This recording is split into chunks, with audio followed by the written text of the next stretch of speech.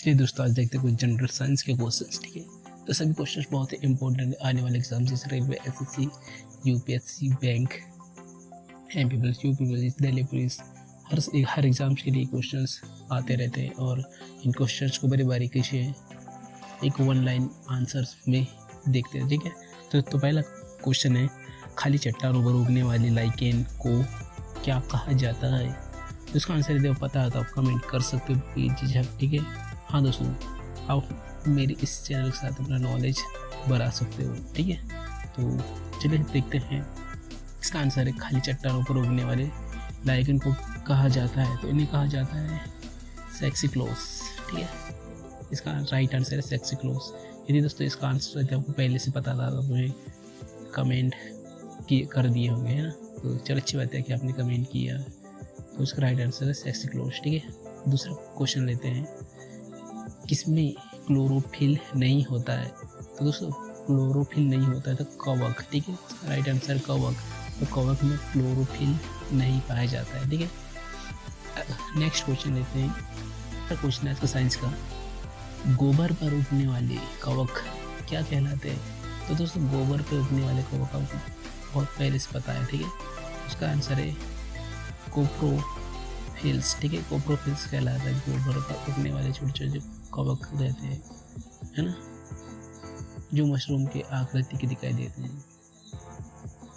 आज का चौथा क्वेश्चन है साइंस का, वृक्षों की छालों पर उगने वाले कवक क्या कहा जाता है? ठीक है, इन्हें कहा जाता है कॉर्टिकोल्स। ठीक है, कॉर्टिकोल्स कहा जाता है। जो सभी कवक सदैव क्या होते हैं?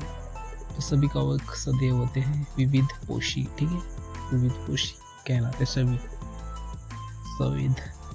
सदैव कवक। ठीक है, चौथा क्वेश्चन है साइंस का, कवकों की कोशिका भित्ति किसकी बनी होती है? तो कवकों की कोशिका भित्ति बनी होती है सेमी सेल्यूलोज से।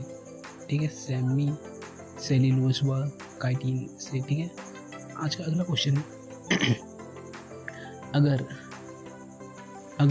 किसी से प्राप्त होता है तो अगर प्राप्त होता है शैवाल से। ठीक है, तो उसमें ज्ञान से पता है लेकिन आप लोग कमेंट नहीं करते हो। ठीक है, उस दोस्त यदि कमेंट करते हो तो लाइक भी करो इस क्वेश्चन को। ठीक है, इस वीडियो सेक्शंस के ऊपर, और सब्सक्राइब भी कर सकते हो इस चैनल को। ठीक है, तो आठवां करेंगे क्वेश्चन है साइंस के रिगार्डिंग, वनस्पति विज्ञान की वह शाखा जिसके अंतर्गत कवकों का अध्ययन किया जाता है क्या कहलाती है? तो ये कहलाती माइकोलॉजी कहलाती है। ठीक है, कवक विज्ञान की शाखा के अंतर्गत है कवक का अध्ययन कहलाता है माइकोलॉजी।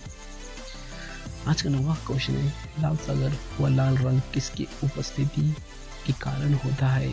तो लाल सागर का लाल रंग शैवाल की उपस्थिति के कारण होता है। ठीक है, आज का 10वां क्वेश्चन है, केल्प किससे प्राप्त होता है? तो केल्प समुद्री शैवालों से प्राप्त होता है। ठीक है दोस्तों, इन सब क्वेश्चन के बुक्स पर आधारित है। ठीक है, और वहीं से मैं ये लिया हूँ क्वेश्चंस। ठीक है, तो अगला क्वेश्चन है, प्रकृति के सबसे अधिक मात्रा में पाए जाने वाला कार्बनिक यौगिक कौन सा है? तो प्राकृतिक में सबसे ज़्यादा पाए जाने वाला कार्बनिक यौगिक है सेल्यूलोज। ठीक है, अगला क्वेश्चन है, वृद्धावस्था का अध्ययन विज्ञान की किस शाखा के अंतर्गत किया जाता है? तो वृद्धावस्था का अध्ययन किया जाता है जेरेनेटोलॉजी। ठीक है, जेरेनेटोलॉजी अध्ययन ये वृद्धावस्था से संबंधित है। ठीक है, आज का अगला क्वेश्चन है, डोलोमाइट CaCO3 किसका अयस्क है? डोलोमाइट है कैल्शियम का अयस्क। ठीक है, आज का अगला क्वेश्चन है, खट्टे फलों में कौन सा विटामिन पाया जाता है? तो दोस्तों खट्टे फलों में बहुत ही सिंपल सा नॉर्मल सा क्वेश्चन है जो अच्छी तरह से आपको याद है। ठीक है, तो खट्टा मतलब विटामिन C।